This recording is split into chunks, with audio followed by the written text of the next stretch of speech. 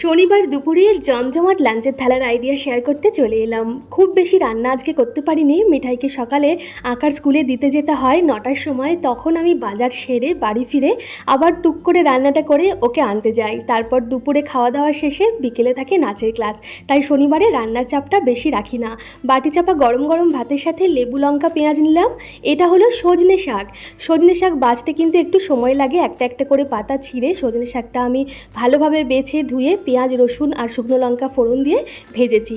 আর এটা হলো ভেটকি মাছের পাতুরি। অনেক দিন ধরে আমার মেয়ে বায়না করছিল ভেটকি মাছের পাতুরি খাওয়ার জন্য।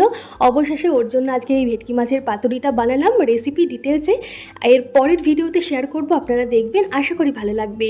তার সাথে রয়েছে টক দই ঘরে পাতা আর একটা মিষ্টি, সাথে 1 গ্লাস জল। কেমন লাগলো আজকের লাঞ্চের থালা সাজানো বা এর আইডিয়া জানাবেন ছোট্ট একটা কমেন্ট করে। ভালো লাগলে লাইক শেয়ার করতে ভুলবেন না। ধন্যবাদ।